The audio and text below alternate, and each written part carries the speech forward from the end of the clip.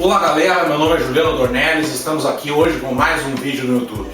O vídeo de hoje vamos falar um pouco sobre interação, imagem, construção da imagem, destruição da imagem, a imagem pública, o marketing pessoal, de forma superficial, como a gente tem conversado nessa nossa conversa, uma conversa de leigos.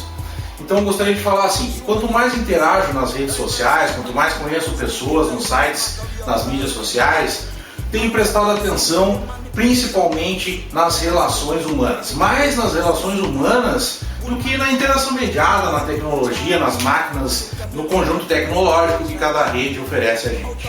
Então podemos dizer o seguinte, cara, que uma coisa que o marketing costuma falar seguidamente é que a construção de uma imagem requer um empenho, uma dedicação, uma valorização das virtudes, e a destruição da imagem às vezes ocorre com uma pequena falha, um erro, na seguinte situação. Por exemplo, celebridades constroem a sua imagem de profissional produtivo, de profissional competente, e de repente cometem um erro, cometem um equívoco, cometem uma falha ou fazem alguma coisa mal intencionada e destroem toda aquela imagem que construíram no decorrer dos anos. Então a gente tem que ter o cuidado, o devido cuidado, na hora de construir uma imagem para condizer com aquilo que a gente está vendendo, aquela ideia que a gente oferece. Isso serve para os políticos, isso serve para os artistas, isso serve para os esportistas, para todo mundo que construiu uma imagem, uma credibilidade,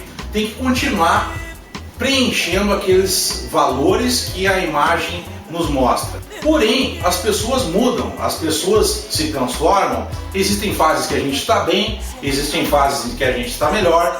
É aquela situação, tem aquela parábola, por exemplo, da namorada e do namorado. A namorada conheceu o namorado, se apaixonou quando era adolescente, tinha 15, 16 anos de idade, olhava o namorado e via ali um guerreiro, um anjo e tal.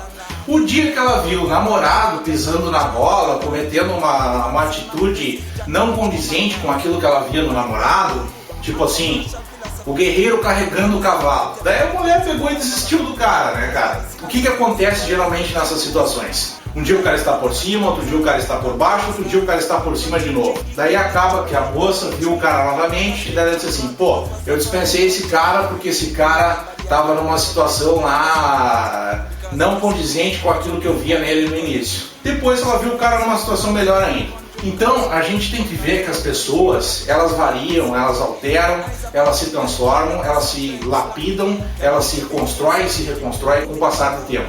A mesma situação em relação às amizades. Existem amigos que estão no nosso lado para as horas boas, quando a gente tem dinheiro, quando a gente quer sair, quando a gente quer ir para festa, na hora de beber, mas na hora das dificuldades, na hora que a gente está mais para baixo, precisa de uma ajuda, de um apoio, o cara some. Mas cada um tem a sua consideração, a sua visão sobre o que é amigo. Se você acha que o amigo é aquele cara que convida para tomar cachaça, essa é a sua ideia, não posso fazer nada. Se você acha que o amigo é o cara que lhe diz, não, cara, hoje não bebe, dorme cedo, acorda amanhã cedo para trabalhar, para lavar suas roupas, para estudar para a prova da semana que vem, de repente esse seja o cara que seja realmente, de fato, seu amigo. A diferença entre o cara que vai lhe convidar para tomar cachaça e o cara que vai dizer que você tem que dormir cedo para ir para o trabalho, é você que vai avaliar essa situação. Agora o que eu quero dizer com isso é o seguinte, que às vezes a gente está numa situação foda. Pô, o cara tá desempregado, o cara tá numa rua e o cara tá fudido, cara. Daí os amigos tudo somem. Daí quando o cara tá com um negócio legal, ganhando, tá bem, surge os caras tudo atrás do cara. Então o que a gente tem que entender? Que as pessoas, a perfeição humana, os seres humanos são perfeitos. Só que a perfeição humana engloba algumas virtudes, mas engloba também algumas imperfeições. As imperfeições dos homens estão dentro da perfeição humana. Então quando a gente escolhe uma pessoa para um relacionamento, seja profissional ou seja um relacionamento conjugal, a gente tem que entender que as pessoas têm qualidades e tem outros pontos que precisam ser desenvolvidos. Algumas coisas podem ser melhoradas e outras coisas a gente tem que aprender a conviver. Então o que eu estou falando aqui com essa história? Na verdade eu falei um monte de coisa ao mesmo tempo e não disse nada. Então essa é a arte de falar tudo e falar nada ao mesmo tempo, e aí? E eu conheço. O que a gente pode falar a respeito? Em primeiro lugar, a perfeição humana engloba imperfeições. Segundo lugar, Às vezes você está dando as costas para uma pessoa, para uma situação, porque não está condizendo com a sua expectativa. De repente aquela pessoa é uma pessoa que tem potencial para se desenvolver e para ir além das suas expectativas. A mesma coisa podemos falar em relação aos amigos. Ah, mas eu me dou bem com fulaninho é gente boa, o fulaninho vem aqui, bota uma cerveja, bota um baseado e bota não sei o que. Será que esse é mesmo seu amigo, cara, que diz pra você, não, você tem prova amanhã, você tem que trabalhar amanhã, mas vamos encher a cara. Será que esse é seu amigo? Ou será que seu amigo é o cara que diz assim, não, eu gostaria de te convidar pra sair, pra gente ir no jogo de futebol, mas você tem que trabalhar amanhã de manhã, então você tem que dormir cedo hoje pra trabalhar amanhã de manhã. Minha opinião pessoal é que o verdadeiro amigo é essa segunda pessoa. Amigo pra mesa de bar, pra boteco, pra cachaça, me desculpe, cara, cada um tem a sua opinião, mas pra mim esse não é o verdadeiro amigo. O verdadeiro amigo é o cara que vai respeitar que você tem que estudar, que você tem que trabalhar, que é importante pra você malhar todos os dias, que você respeita a família. Falando nisso, vamos falar a respeito de família. Família é a primeira instituição que a pessoa vive na sociedade, cara. Depois da família, a gente vive na escola, a gente vive nas empresas, a gente vive nos governos, nas igrejas, nas sociedades, enfim.